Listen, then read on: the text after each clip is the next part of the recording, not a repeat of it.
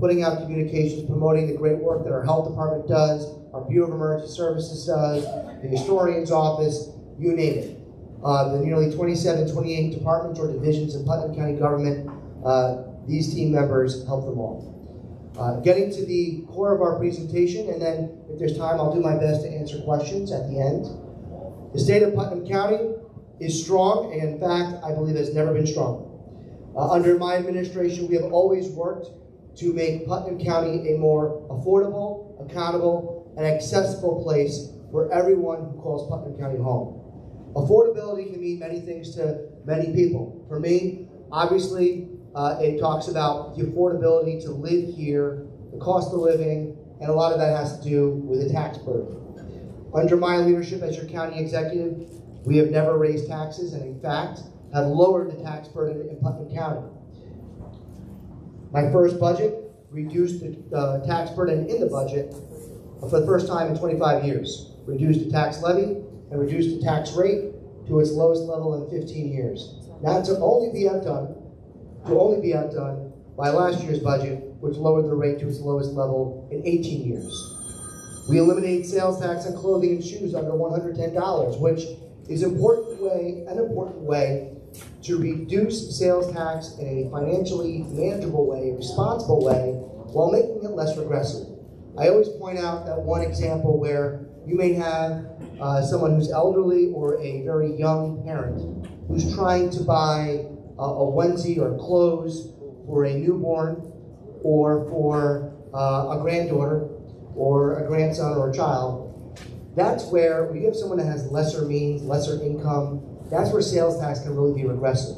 So when we want to try to control sales tax and give meaningful relief, I believe that was the right way to do it. We got that done in the first year of me as your county executive. We also bolstered our property tax stabilization fund in our general fund.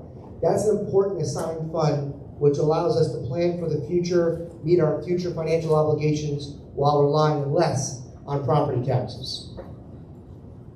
There is current proposals that are being considered through the legislature that I believe are ill-conceived, that would reduce sales tax further in a more dramatic way, and unfortunately force us to rely on property taxes in the years ahead. The reality is, if you go back in time, and many of the folks who have lived here for many, many years remember this. I remember this from I'm a lifelong resident of Putnam County. Back in 2007, Putnam County increased its property tax levy by 19%. It's the largest property tax increase. So it'll only be outdone in 2008 with its largest property tax levy increase of 27%. I very much want to leave those days in the past. And we are making a difference, providing real meaningful relief right now in Putnam County government. And in my presentation earlier this year, I announced my intention, and I continue to have this belief, that as I introduce next year's county budget, we are going to include the largest property tax cut in Putnam County history, $1 million. Now this is in part a result,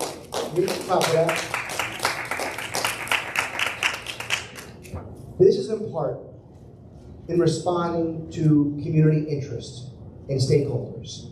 When politicians and elected officials make these decisions, it affects the public. We are there to represent and serve you, the public. So when we're making these decisions, it's important that we don't just talk amongst ourselves, but that we engage the public. We host public forums. And that's one of the reasons why when there was going to be, I know, a heated debate amongst the legislature about changing the sales tax rate, my administration launched an online community tax survey. And within just one short week, this survey received over 822 responses. 72% of the responses asked for a major property tax cut. They spoke, I listened, and that's what we're going to follow through later this year. Now, I talked about affordability, accountability, and accessibility. Accountability, to me, that very much means transparency. Now, I try to move forward with a transparency agenda as part of my administration in a number of ways. One of them is holding town halls in every town every year, something that I've done since I've been elected and served as your county executive. We also live stream all of our executive public hearings. Most people may not know this, but when the county government passes a law, and it's different than town government because you have separations of branches. You have the legislature and you have the executive. When the legislature passes a law, it's not over yet, right? They send their draft law to the executive, where I have the opportunity to either approve it and sign it or veto it. But before I act, I am required to host a public hearing. And many folks don't even realize this because past administrations just tucked it away, they did it in their conference room, and there was minimal public participation.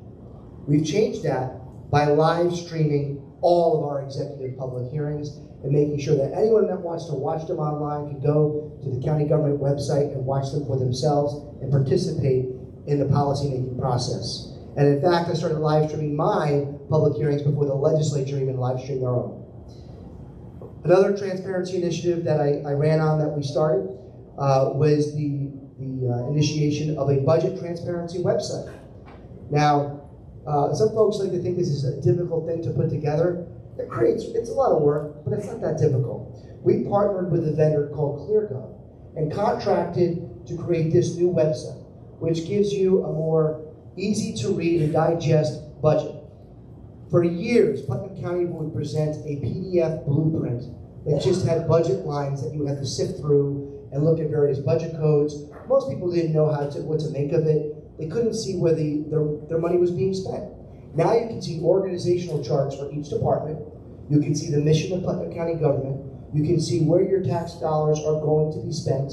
You can see how personnel is being spent. You can see year-over-year projections on increases and decreases in county spending. You can see a 6-year capital plan and know what the Putnam County government is, how they're prioritizing your dollars to support infrastructure projects. I think it's just the right thing to do. I think it's good government, but I also think it's a meaningful way to share with taxpayers. So when they ask, Kevin, where is all my taxpayer money going? Why I have all these potholes and they're not being fixed? Well, you can actually go and look for yourself. And quite frankly, if you think we can do something better, I want to hear it. Because that's something that I'm going to take as valuable feedback and put into our budget process for next year. Another thing that we did for transparency, holding ourselves accountable, most elected officials in New York State, nearly all, are required when they take office to complete something called a financial disclosure form. That's basically sharing any perceived conflict of interest. Do I have financial interest in a company that maybe the county does business with? All that's disclosed. However, you don't get to see it. It goes to the Board of Ethics and is nearly never publicized. Now, most of you may remember me from being, before I was county executive, I was your state assemblyman. When I was in the state legislature, my financial disclosure form was mandatorily posted online on the state website for all to see. So leading by example, because I do believe that's good government, I did the exact same thing. Not because I was mandated to or anyone asked me to, but because I believe in being accountable to the people, and I believe it's good government, and I would encourage all other elected officials to do the same. Now moving forward to some of our exciting projects from last year that we're continuing this year, and we're celebrating. One of them is our youth business market. Did anyone hear about the youth business market last year? It was new, right? It's a new thing, so it's okay if it's new and you haven't heard about it. But that's why I want to be, that to me tells me if you haven't heard about it, I got to do better at my job promoting it. So the history behind this is I attended a conference of executives, local government leaders, and state legislators over in Arizona a couple of years ago. You might have heard about this issue. It happened in Texas, and Utah, and upstate New York.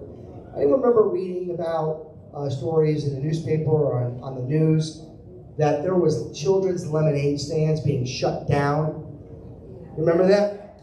Now, it was some really ridiculous reasons. You got children's lemonade stands, these young entrepreneurs embracing capitalism, trying to make something of themselves, earn a couple bucks. And these children were being shut down. Why? Because they weren't collecting sales tax. They didn't have a health permit. I mean, these kids are like 5 years old, 7 years old, trying to sell lemonade. So, what do we do about it? I learned that other states were really thinking differently, being creative. they created what's called cooperatives to start a children's entrepreneur market, to really embrace entrepreneurship among our young people. And Putnam County, well, New York didn't have any of that yet. And I said, if New York ain't doing it, if the cooperative is not set up yet, then why not we do it? Let's show the rest of New York that Putnam County is the place that embraces entrepreneurship for our young people. And that's exactly what we did. We worked with our Putnam County Youth Bureau, our Parks Division, our Health Department, our Tourism Department, our IT Department, and launched New York's very first youth business market. We had over 70 youth entrepreneurs coming in from throughout the tri-state area. They came in from Connecticut, some came from the Bronx, some came from Orange County, Rockland County, Dutchess County, but the majority, obviously, Putnam County. So over 600 visitors came to observe and buy products from these amazing young entrepreneurs. They sold all sorts of products that it really just amazes you. You think initially it's going to be a bunch of lemonade stands, right? Nope. They had 3D printed items. We had people braiding bracelets. We had people selling cake popsicles. We had one child crochet flowers and selling all these amazing goods. One of the most impressive that I felt was a young boy who actually was demonstrating how he could solve a Rubik's Cube in less than a minute. Did anyone here solve a Rubik's Cube? I sure can. But you know what was impressive? You're not going to give him $1 to, hey, show me you can solve a Rubik's Cube. This young man hand wrote a cheat sheet on how to teach you how to solve a Rubik's Cube. I think he raised a couple bucks. But this is the great entrepreneur spirit that we can embrace. All these future young business leaders that call Putnam County home. And it's I feel it's a very appropriate use of our Putnam County parks. We held it at Tilly Foster Farm, and we're doing it again later this year on June 8th. You can learn more at putnamcounty.ny.gov/YBM. We're doing our very best to promote it within the school districts and all the young youth clubs. But if you got any grandchildren out there that's eligible, 5 to 17 years old, can register online. My little guy is turning 5 in May. I'm not sure if he's ready, but we're trying to explore some ideas, and he and his buddies can participate as well. Another big accomplishment that we're going to be celebrating in the coming weeks when the weather cooperates is the completion of our brand new state-of-the-art fire and EMS training facility. Now, when I think of prioritizing taxpayer dollars, I think every level of government has a responsibility for the public health, safety, and well-being of its residents and its citizens. I can think of no better example than supporting the training of our volunteer first responders. All of our volunteer agencies are local agencies that are associated with the towns or fire districts or volunteer ambulance corps. They're not county-led. Some of the specialty teams, like hazmat teams, rescue teams, they're really a coalition. And that's county-led, but it's really a coalition of local agencies. They do not have the resources or the capacity to build their own fire training center. The county government does. We're not mandated to do it, but we do it because it's the right thing to do. I was a volunteer firefighter at the Kent Fire Department for 10 years. I volunteered in the Putnam Valley Ambulance Corps for nearly 10 years. I worked at Westchester EMS before I ever ran for public office. I certainly believe in it. But I can tell you, the fire training center previously had the fire tower where you would see, like everyone's seen the movie Backdraft, right? They go through their training. You got the firefighter throws the fire hose over their shoulder. They're going up the tower. They're going down the tower. They're getting exhausted. They try to do a mock rescue. That fire tower has been closed for almost a decade, where our local agencies weren't able to use it. So they were going down to Valhalla in Westchester and use their training facility. No one did anything about it. It wasn't prioritized. We changed that. The burn building, where they go in and they simulate an interior fire, a structure fire. Very important training. It was being open and closed throughout the year for close to 10 years because we had to replace the panels with patchwork. First of all, it's expensive. Intermittently spending $100,000 here, $100,000 there. We pumped in $1.3 million, repurposing $1 million of ARPA money from the federal government, and with support of $300,000 with a state grant from State Senator Peter Harcum, we pumped it in to put this new state-of-the-art Drager system that is now being viewed by local agencies and county governments from the tri-state area. We have people from Connecticut and Pennsylvania calling our offices asking about what we did here in Putnam County and will it work for their firefighters, their first responders, and their municipalities. I can think of no other form of flattery or pride to know that they are looking at what we are doing here in Putnam County. We're going to be, the only reason we haven't really seen a big ribbon cutting or demo is because it's been raining out the past couple weekends, but we are looking forward to celebrate this in the coming weeks. Another major project that's more specific to the town of Carmel.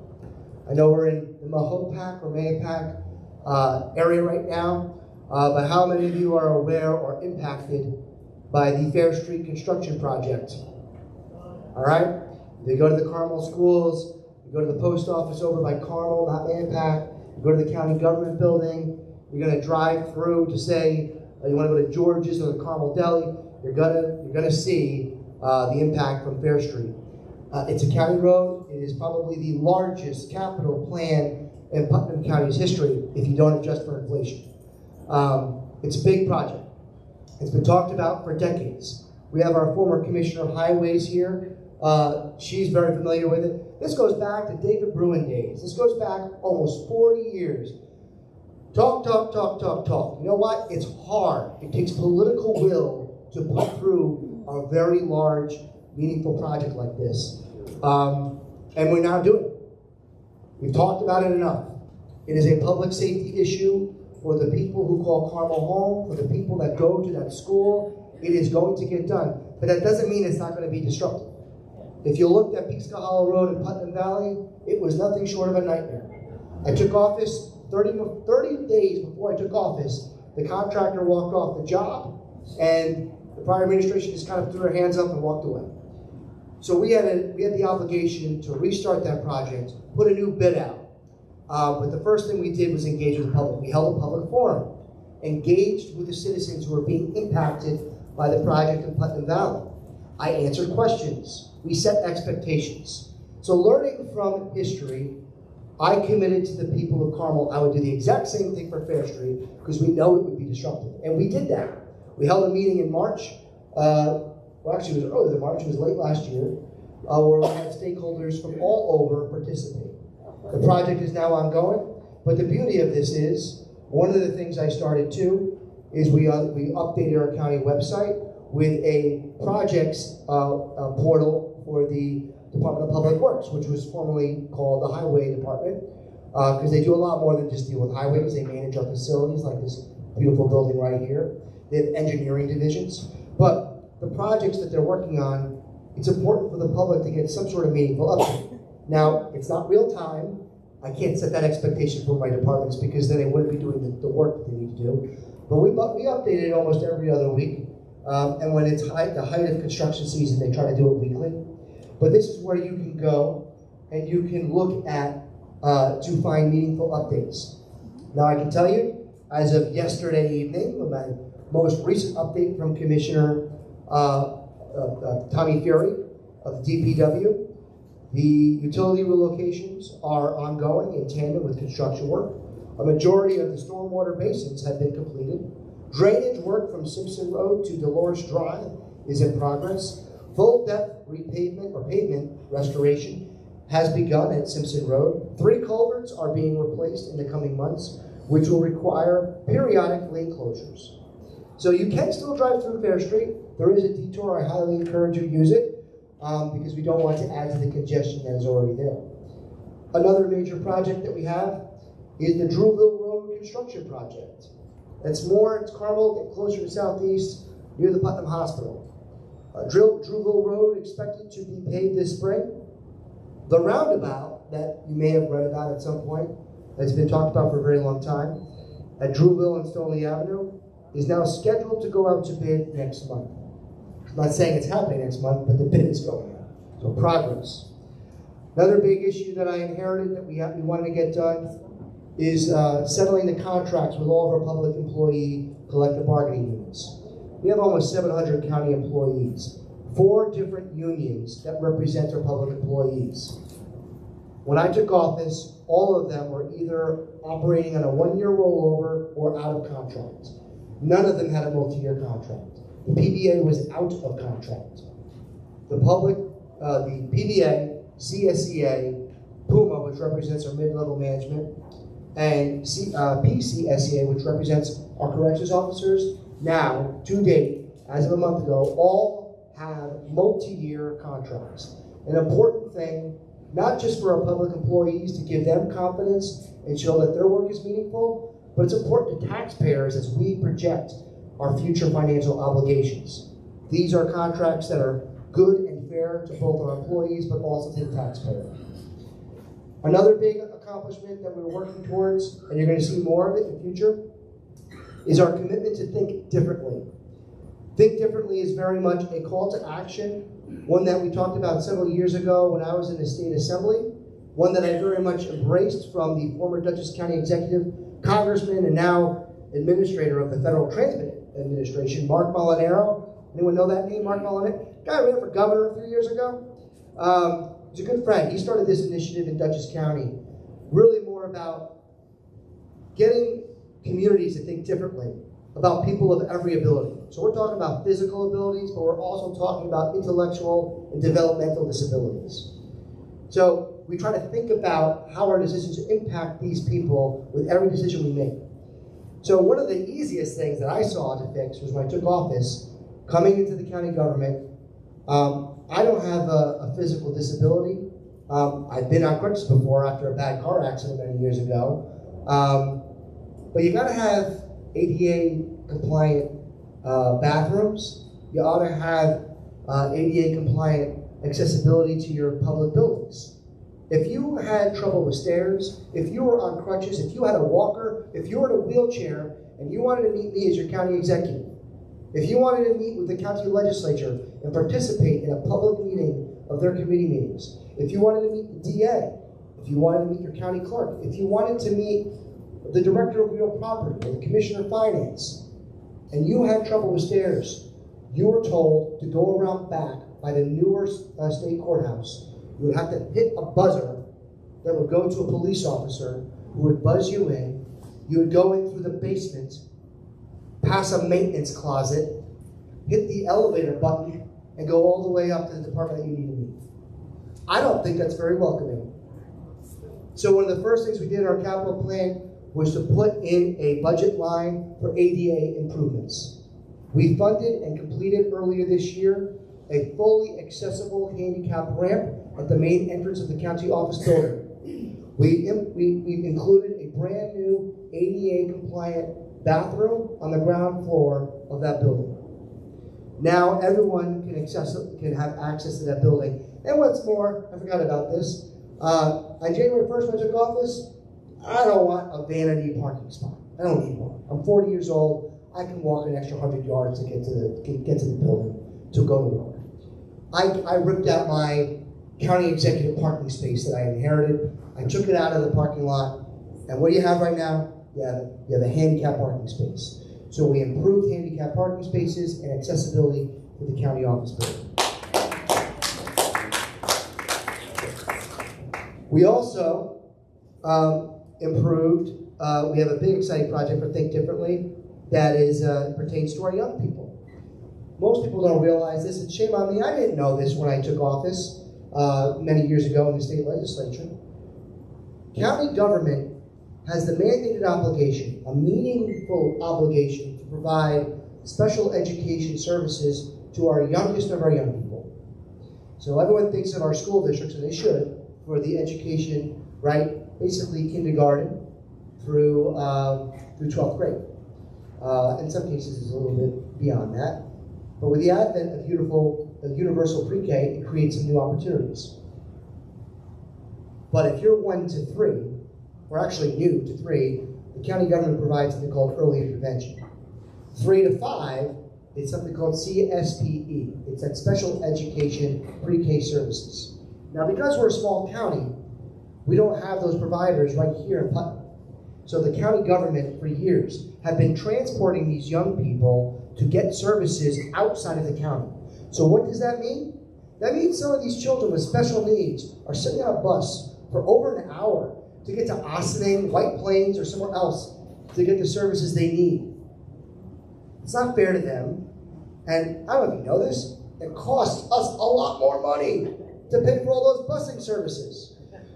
So we are now exploring, actively pursuing, looking for as much support as we can get from our colleagues in the county legislature, the school boards, and the town of Patterson to partner with CBS, a nonprofit, to share space with our school districts for what's called a braided model of funding, where they can provide their UPK services for the typical children and our special education services for those atypical children in a brand new Think Differently pre-K campus. This will provide a better service for our young people, but it will also cut down on transportation times and save taxpayer money. But we need their help, and I look forward to seeing that progress in the months to come. We have some exciting progress with our Office of Senior Resources that we talked about at the State of the County. Obviously, we have new leadership with Director Malena Barrett, but we also have new programs with things like the Senior Tech Connect program, which brings the Youth Council, which is part of our Youth Bureau, to our senior facilities, our friendship centers, to try to teach new skills, very exciting things. We also have another capital project that should be completed this year, progress in time for Memorial Day, completion by Veterans Day, a brand new Veterans Museum at the Putnam County Veterans Memorial Park, right in the town of Kent, off Route 301, Gypsy Trail Road over there. That's in large part thanks to a community state grant from State Assemblyman Matt Slater. Some other progress on the business front. We're trying to responsibly expand our commercial tax base.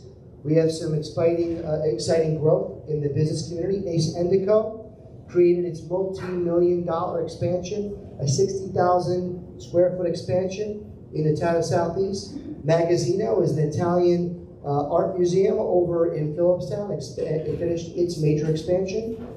A Healthy Snack Popcorn Company is a new tenant. It's now seemingly affiliated with Hershey. It's a new tenant of the distribution center over in Southeast.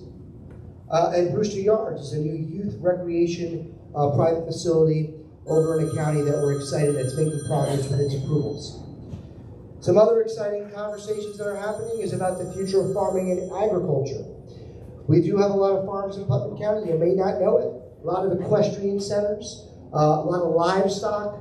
We do have some maple farms where we did. And there's a lot of discussion you might be reading about the agricultural district, tax exemptions. So a lot of opportunity to explore how we can expand eligibility, control eligibility, while ensuring that these are economic enterprises that respect local control and work with our partners in town and village governments. But we have a lot of exciting opportunity, including funding a farming protection plan that has not been revisited in over 20 years.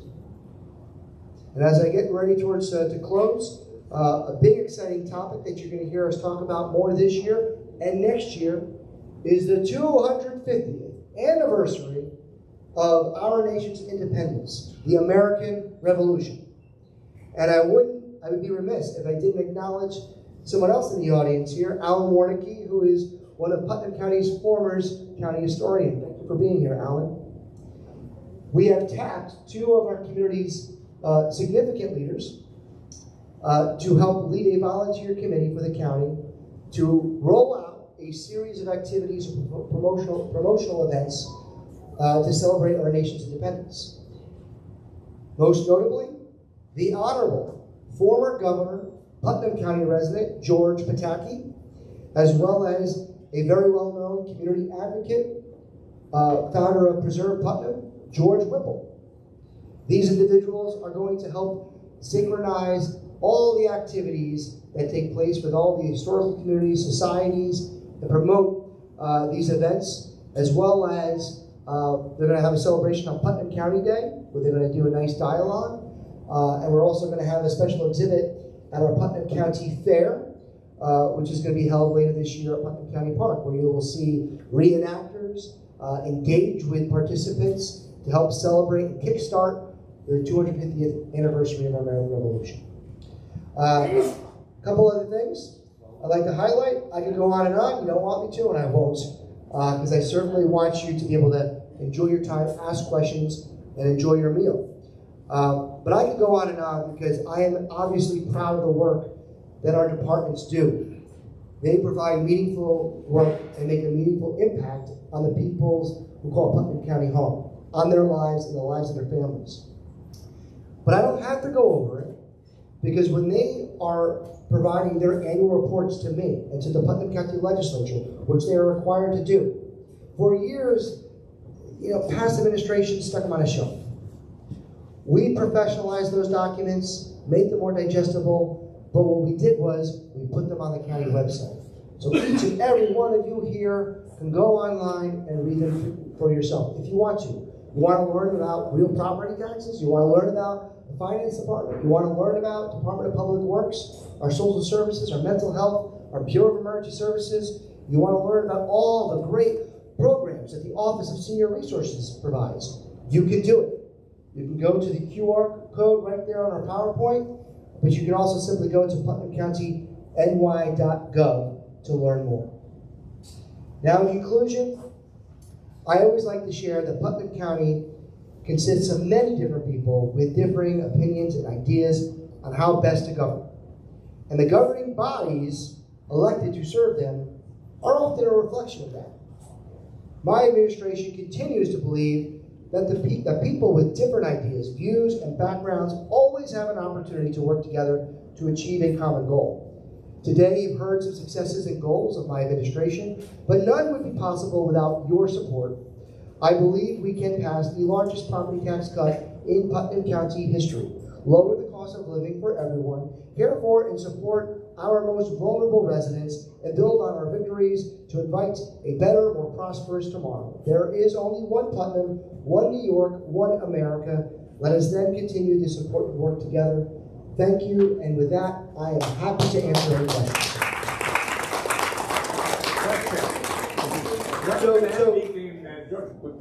So ground rules for questions. I will do my, because we don't have a sign-up sheet, I will do my best to try to see everyone's hand raised. If I miss you, someone will try to point it out to me, but please be patient, I'm going to do my best. I only ask two things. Please share your name so everyone can see who we're talking to and where you're from. I don't need an address, I just need like a town, right? Carmel, Maybach, whatever. I don't need your social security number or anything like that. Just name the town, will suffice. And I'll do my best to answer your question in a manner that will provide time for other people to ask questions as well. I saw this nice lady. Raise your hand first. Let's go to you, Miss. Okay.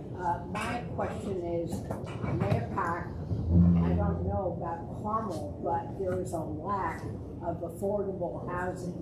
The prices of houses in this community are sky high, and this affects me personally because my daughter lives in a house that she could sell, but she can't find anything that she could afford to buy because she wants to downsize. She can't go into a condominium because she has a dog. She can't find, she looked for houses, and any house that she looked at, there were 20 offers for it. This is for your daughter? Pardon me? For you or for your daughter? For my daughter. Okay. She lives in Brewster, by the way. Yep. So the question, I'll do my best to briefly summarize. The question was about affordable housing. I can answer that in twofold ways.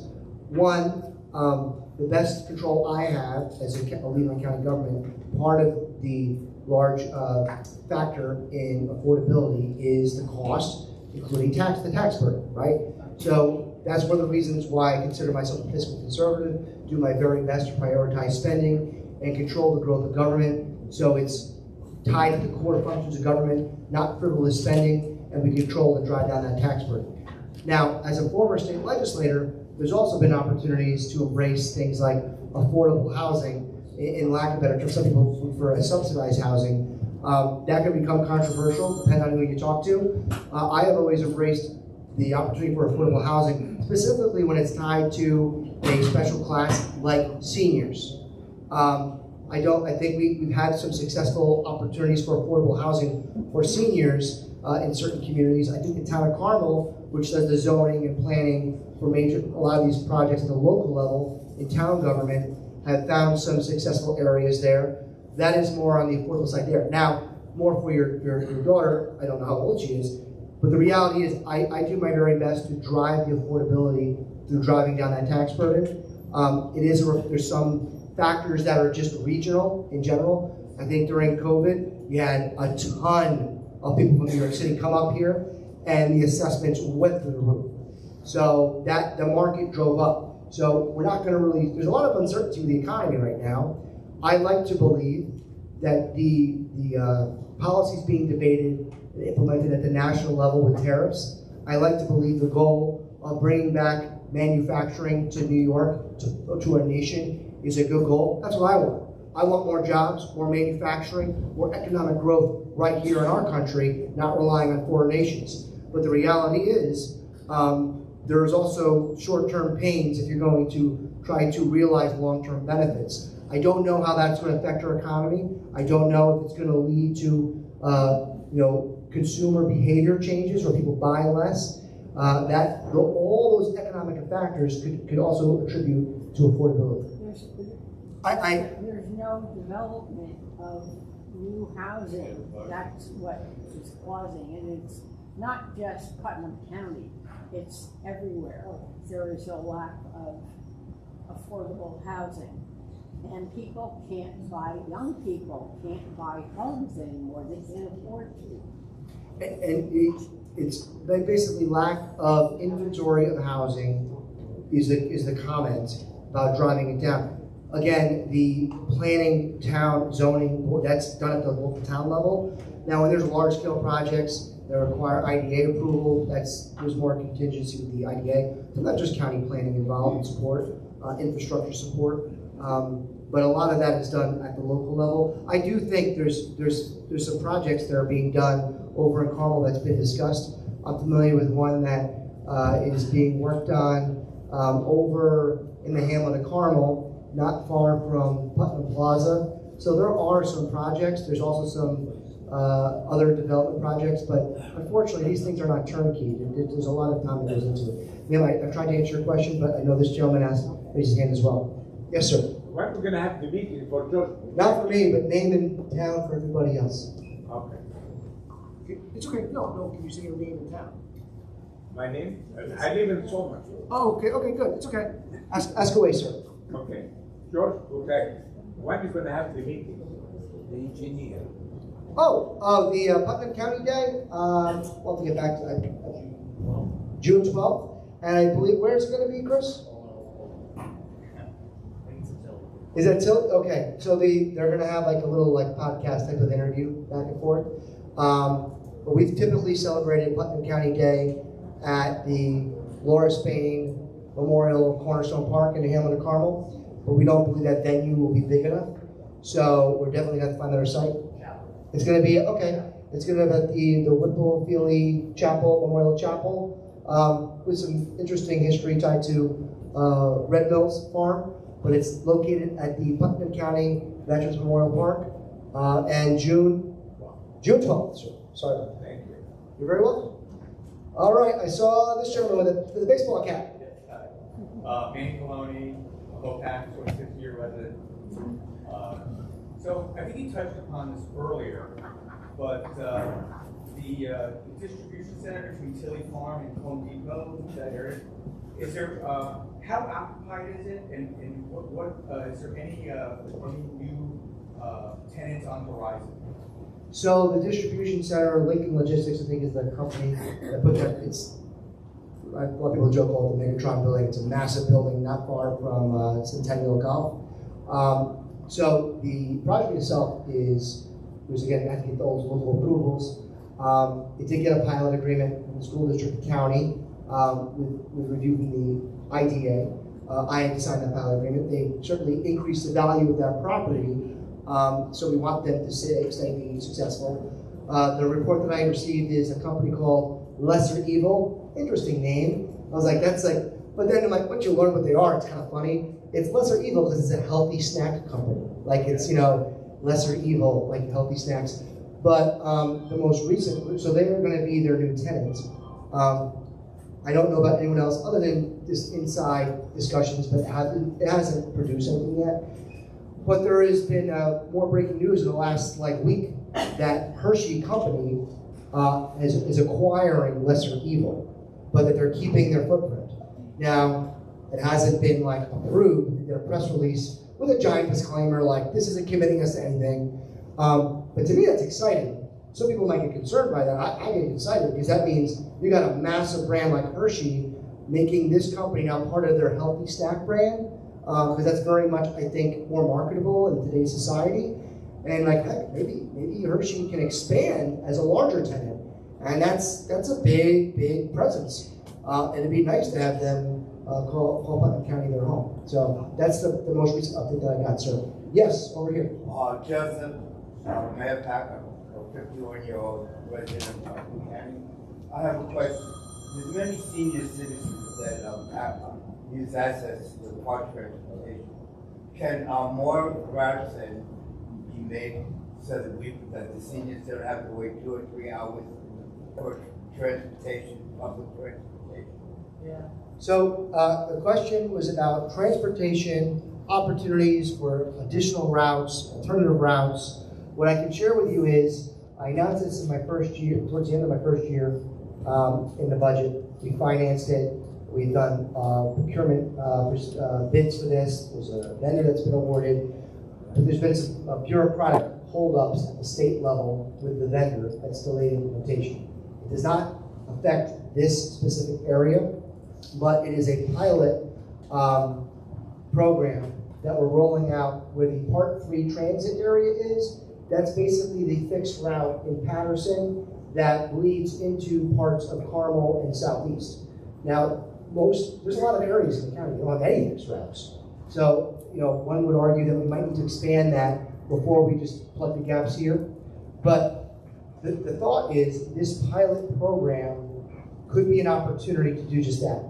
The route that's fixed in that Patterson area was being drastically underutilized and costing the county a lot more money than it should, and we use federal dollars, so it's costing the federal government more than it should.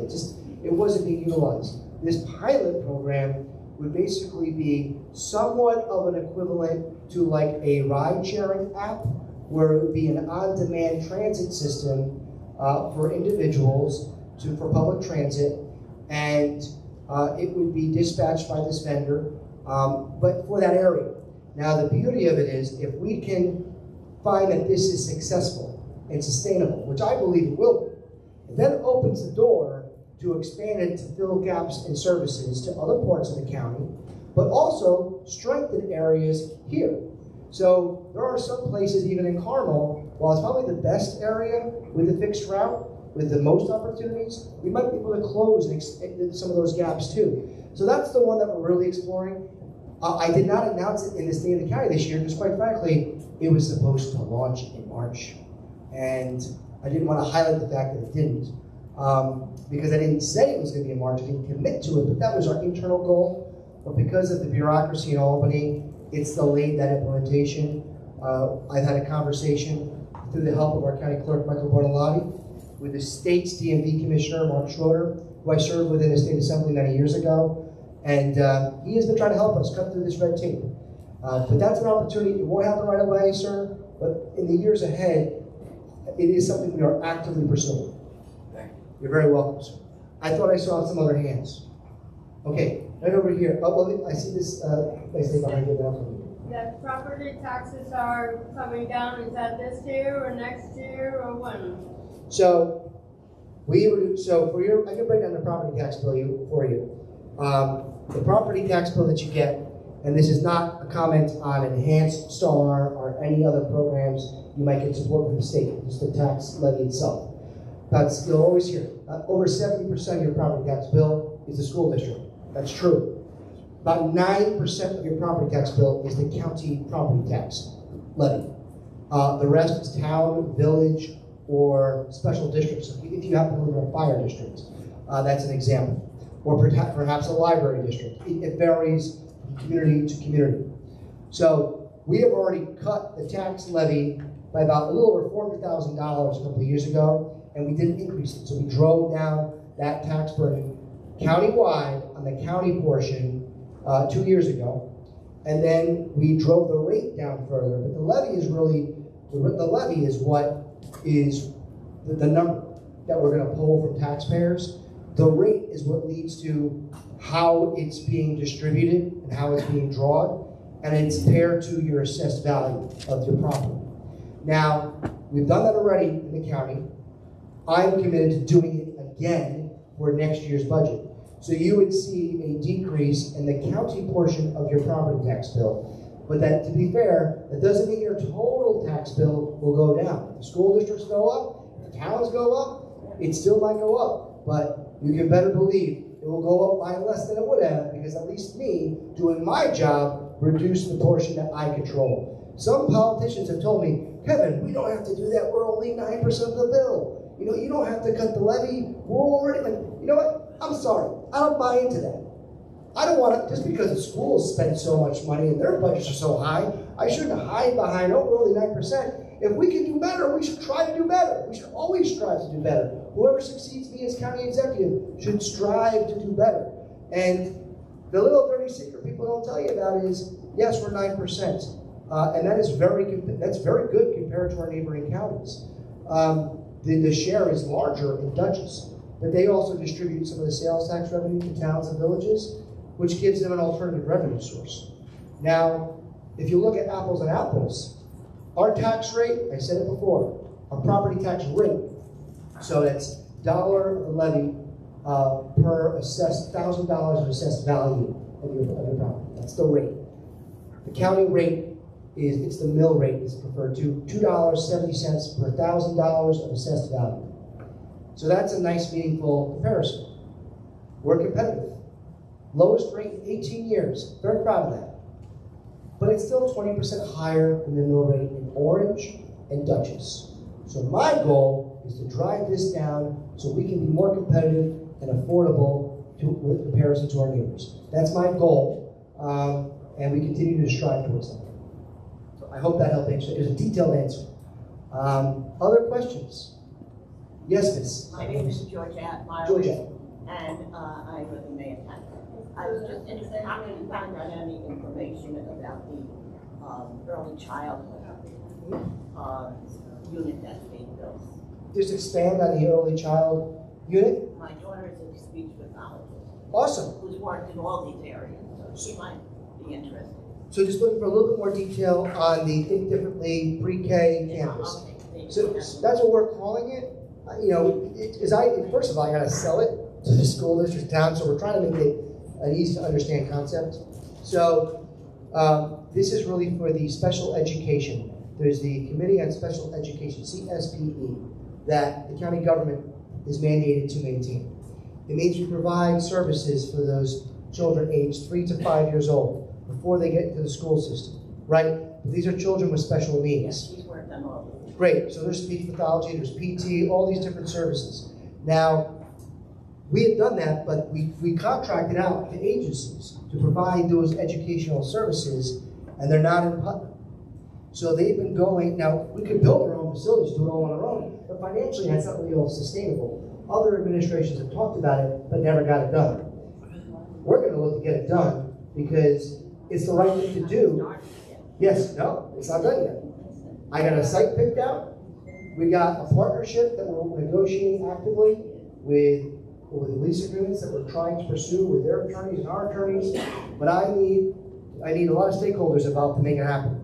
I needed the town of Patterson, because it's located there, to sign off and basically defer any local planning and zoning to the county. There's a state law, they refer to it as the Monroe Balancing Act. I'm giving you probably more information than you need, but it allows us to bypass local zoning when it's a county function. They did that. So that's a big check mark. To the town zoning issue, not an issue. Town government of Patterson on board, check. Now I need lease agreements with the property itself, which we're very close, but I can't do that on my own. I need the county legislature to vote for it. Haven't done it yet, but we're trying to give them all the information to do this. And I also need agreements with the school districts. Now that's the real crux here, right? We're doing the special education treatment by bringing in agencies to provide the service in Putnam County. But what makes this financially viable is we are going to provide a home for the school districts that have difficulty with capacity for the universal pre-K programs. We're going to provide them a home in this same facility. So you're going to have typical and atypical children providing a more meaningful service to our children without busing them outside of the county, which could save us almost $1 million. And then on top of that, there's a potential opportunity for us to provide transportation for the UPK children for these schools. Correct. And we could pay the school district to provide those services with some of the funding that we get. That's not set in stone, but there's so much opportunity. Bottom line, better service, cut down transportation times, and saves taxpayer money. And if a parent drives them, you also have to pay them. That's true. If there's a parents can pay too, and there's a reimbursement methodology for that It's too. cheaper to pay than usually. There's a beautiful, and most people don't even realize this is what county government does. Most people don't even realize, what do you do as an executive? What do you do as a supervisor? There's an overlap in responsibilities, but there are different functions. And this is something that it's really like state programming that is county implemented. So many state programs that you hear about, state legislators that never talk about, they'll pass a law saying this needs to be done. But you know who's doing it? It's your county government. This is one example. Yes, sir, over here, green shirt. Tony from Maine. Tony from Maine. That we get to be more seniors and everything on this. Why can't we get a break in school tax? Break in school taxes for seniors. Through school. Yep. So I've talked about this many years when I was in the state assembly. There are a variety of exemptions that you can have. We have some for veterans, seniors, first responders. There's Enhanced Start at the state level, right? There's those programs. When I was a state legislator, I always said I would support freezing property taxes for seniors. I think that was a fair compromise. I wouldn't support eliminating them because, quite frankly, there's people that aren't seniors here, and then all you do is shift all that the cost of government on everybody else, on everybody. So, and it's just not sustainable. But what I do think is fair is when people call Putnam County home, they're retiring, they deserve to go plan for the retirement.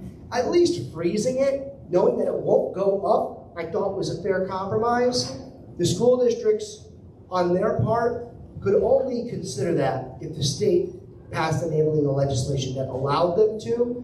And quite frankly, in my prior role as a state legislator, we never got traction. It never happened. We tried it.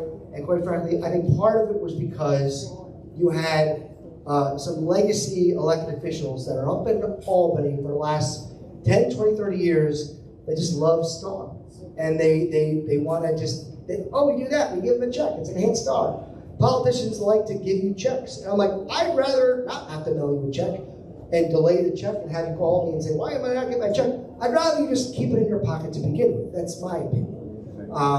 But that's, in my opinion, that's kind of been the battle. You really need to get the state legislature to approve something like that. Okay, I know we have to wrap it up. I'm getting told that we're running over. I do not want to be the one delaying bingo or food or anything else. I will try to stick around and maybe talk to some of you all individually. But I want to thank you for your time. Thank you for your great questions. Thank you for calling Putnam County Hall.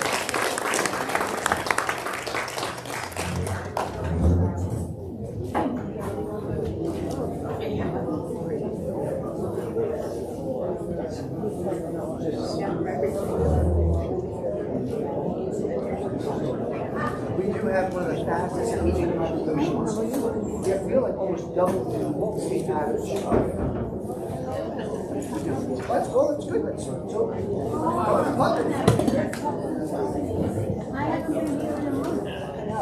it's good. I like the idea. Thank you.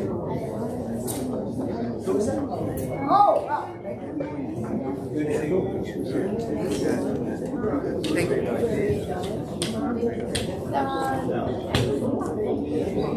Oh, yes.